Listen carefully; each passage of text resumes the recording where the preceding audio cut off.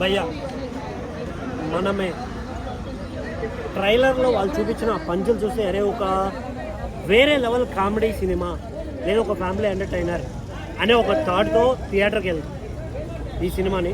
But నేను సినిమాకి వెళ్ళినప్పుడు స్టార్ట్ అయిందయ్యా సినిమా చాలా ఇంట్రెస్టింగ్గా సాగుతుంది, ఒక ఫ్యామిలీ ఎంటర్టైనర్ అనే ఫీల్తో మొదలెడితే కామెడీ సీన్స్ కావచ్చు, చాలా ఎంజాయ్ చేశాను నేను ఆ కామెడీ సీన్స్.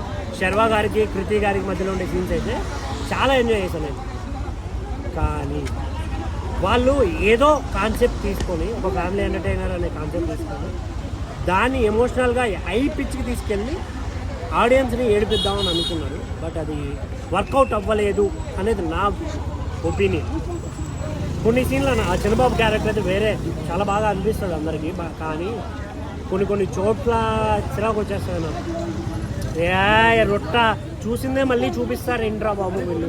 ప్రతి ఫ్యామిలీలో జరిగే సిచ్యువేషన్స్, కానీ కొత్త సినిమా తీసినప్పుడు కొత్తగా చూపించడానికి ట్రై చేయాలి తప్ప సేమ్ స్టోరీని, సేమ్ రిలేషన్ని, సేమ్ కంటెంట్ని చూపించాలనుకుంటే చాలా చిరాకు వచ్చేసిన. ఆ ఇంటర్వెల్ బ్యాంగ్ అయితే అసలు వరస్ట్ అనిపించింది నాకు. కానీ ఈ సాంగ్స్ కావచ్చు, కృతి శెట్టి యాక్టింగ్ కావచ్చు, మా శర్వా గారి యాక్టింగ్ కావచ్చు వేరే లెవెల్ అన్న.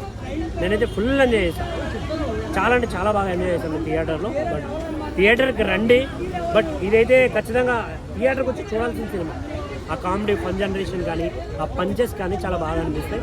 సాంగ్స్ కూడా చాలా బాగున్నాయి, బ్యాక్గ్రౌండ్ స్కోర్ ఇవన్నీ.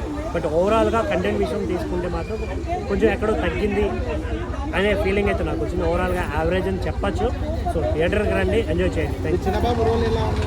అంటే అది బాగా ఇంట్రెస్టింగ్ అనిపించింది అన్న నాకు. చాలా ఎంజాయ్ చేయొచ్చు ఆ కాన్సెప్ట్ని, ఆ క్యారెక్టర్ని. బట్ కానీ ఇంకొంచెం బెటర్గా చేసి ఉండొచ్చు అనే ఫీల్ అయితే డెఫినెట్గా వస్తుంది థియేటర్కి వెళ్ళిన.